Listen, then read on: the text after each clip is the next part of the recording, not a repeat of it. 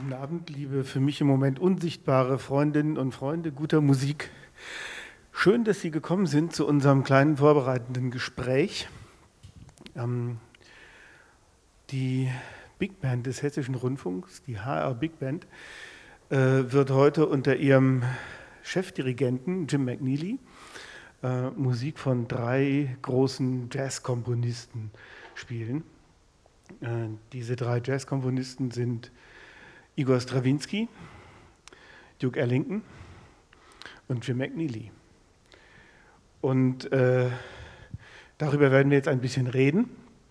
Und wir haben uns entschlossen, Ihnen zuzumuten, einfach zu akzeptieren, dass wir Englisch reden. Jim versteht zwar Deutsch, aber sprechen möchte er lieber Englisch. Und wenn es Rückfragen gibt, bitte deutlich melden. Ansonsten plappern wir einfach auf Englisch vor uns hin. Jim, did you understand what I told them? Yes, yes. You understood all I said. So I said there are 3 great jazz composers to be heard tonight. You're playing the music of 3 jazz composers. Well, you think that Igor Strawinsky really was a jazz composer? I don't think he was not a jazz composer because when he wrote Le Sacre, jazz was not really invented yet. It was, but it was a very local music in the United States. So he didn't know about jazz. And there are certain things that when we think about jazz, we think about improvisation and swing, rhythm. And he didn't use those things in his music. On the other hand, he wrote, especially in Le Sacre, he wrote in a way that almost sounds like jazz, the harmony that he used and the rhythms that he used, and the very kind of primitive nature of some of the composition. It sounds like jazz. So he's a composer. I think he was not a jazz composer, but he was able to write music that sounded something like jazz, and then in the end he inspired so many of us jazz composers. So we can say that Igor Strawinsky in 1913 invented kind of the future of jazz. In a way, I think there are parts of Le Sacre that sound like the beginnings of jazz. There are parts that sound like the beginnings of heavy metal, rock and roll. You know, I mean, there are a lot of people who think Le Sacre was the first rock and roll piece. You know, and there are things that sound like the beginnings of the blues and the beginning of boogie woogie. And in a way, Le Sacre, it's obviously it's one of the great compositions of the 20th century. And one reason is that it had elements of all of these other kinds of music to come, and they were all in there. So when or if we talk about early jazz music, it is a question of rhythmic structures and sound and colors of sound. Yes. Jazz in the beginning was a process. In fact, jazz was a verb, jatzen, I guess. You jazzed a song. And so that meant that maybe a musician took a blues composition or a ragtime composition or an aria from an opera or a popular song from the day, and he would play it in a certain way with a syncopation and then some improvisation, and he would jazz the song. And so, first jazz was a process that was done to many different forms of music, and but the improvisation and swing were the 2 most important parts of that. Quite strange thing is that within the Roaring Twenties in Germany, a jazz band was a word for a drum set. Oh, I didn't know that. No. Didn't know that. Ah. Well, in 1945, Igor Stravinsky wrote a piece for a jazz band, for a Woody Herman jazz band, for a big band, which was called Jazz Orchestra by then. Mm-hmm. I heard some days ago a recording of this piece by Pierre Boulez with his Irkam Orchestra. Yeah. And I think it was recorded in 1982, and it doesn't sound like jazz, really. It's like chamber music for a big band. Yes. Well, Stravinsky wrote the piece for Woody Herman and his band, who, of course, they were jazz musicians. So he was writing a piece. It's not really a jazz piece, but he was writing kind of a chamber piece to be played by jazz musicians with their rhythmic feel and so forth. There's no improvisation in the piece, but the solo clarinet part is written in a way that could have been improvised. It sounds improvised. If you hear it tonight and you hear Oliver Leicht playing the clarinet part, it sounds like he's improvising a solo, like avant-garde Woody Herman. But it's not. It's completely written. The Boulez recording is, of course, with Boulez is very precise, and in a way, it's very well played. But there are some other versions. The original recording with Woody Herman, the tempos are a little slower, and there's a little more of a groove in the way the guys play. And then there's the version with Benny Goodman that Stravinsky conducted, and that again. You hear some of the saxophone players, they play the phrases differently even than they were written. They might have been written da-da-da, but they're playing da-da-da, like a jazz thing. So, and I've heard many, many different ways of playing the rhythms in Ebony Concerto. It depends on the conductor, it depends on the soloist, and the players in the group. So it is at least possible to play it like a jazz tune. Yes, it is. On the other hand, if you swing it too much, then it sounds kind of corny, you know. And Stravinsky didn't want that, and I don't want it. But there's a certain way of playing the rhythms that it can have a nice, almost a swing kind of motion to it. But another interesting thing about the piece is that he wrote for drum set and bass and guitar and piano, but they don't sound like a normal rhythm group. They never play do do do do do like a regular jazz bass does. It's all very precisely notated figures, and the guitar, bass, and harp together form a unit in the piece. Even the harp. Yeah. Well, if you perform it tonight, you just do what Stravinsky wanted you to do. I think so. Yeah, I hope so. Maybe he's up there listening to us and saying, "Why are they doing this?" But no, we are playing the score and playing it in a way that I think feels right. And Stravinsky himself. He liked jazz in a certain way. He especially liked the syncopation and the swing, and so I would hope that he would enjoy our performance tonight. Well, the real first jazz piece you wrote was, as we said, The Rites of Spring, Sacre du Printemps, and your composition follows this piece. In a way. Can you tell us something about your composition, which is called Rituals? Right. Well, I had several ideas about how to approach this piece. One was,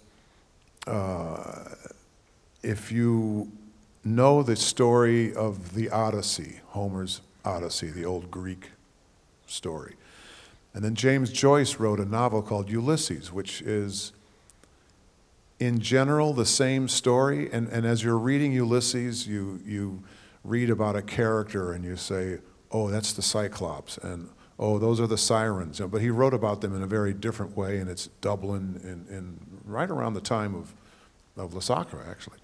And so that's one way I was thinking about this piece, that you will hear certain things in the piece, and if you know Le Sacre, you'll say, oh, that's from that part of Le Sacre. But I also was thinking, when we hear Le Sacre as a concert piece, we are missing the dance.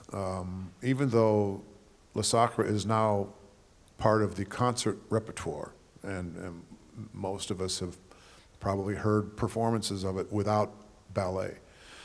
It was first written as a ballet. And there are certain places in the music in which musically not much is happening because there was action on the stage.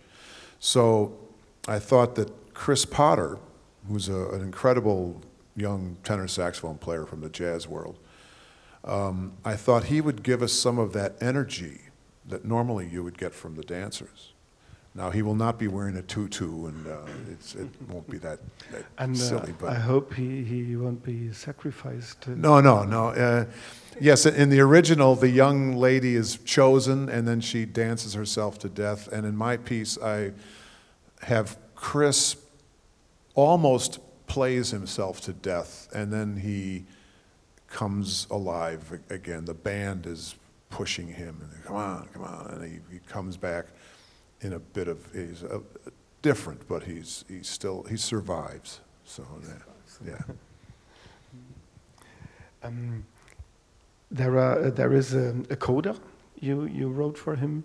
So this coda is the third movement, and the first two movements remind a bit to Stravinsky Sacre. The titles are Adoration and Sacrifice.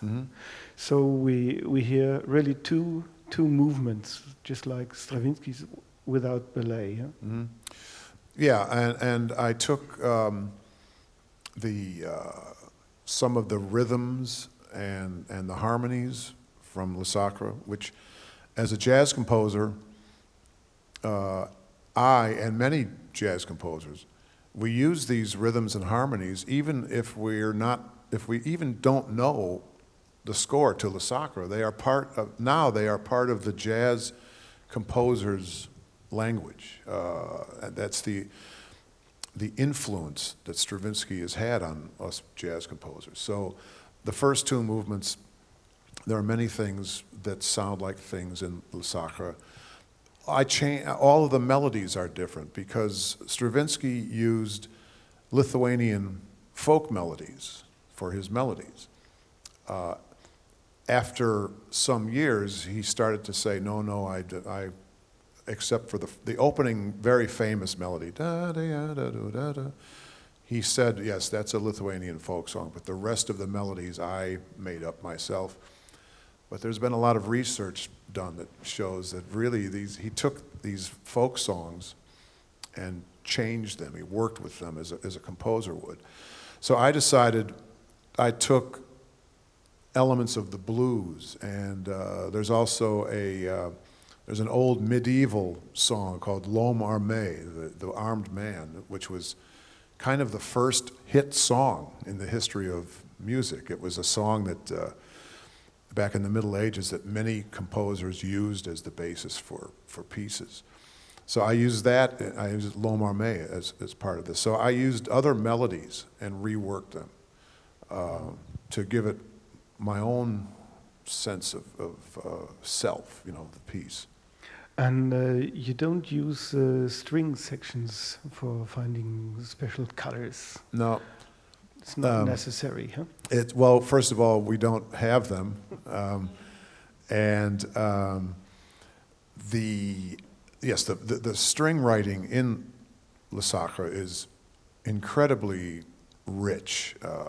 Some of it is, there's a technique we call divisi, where the section will be divided into 3 or 4 different smaller groups. And some of his Debussy writing, there might be 8 different violin parts and 4 different viola parts and 4 different cello parts, and they're all doing different things.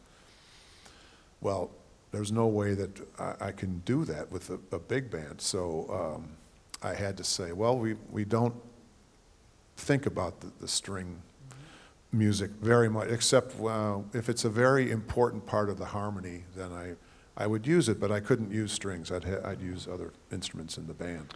I heard a bit of the rehearsal, and I think we won't miss the string sections.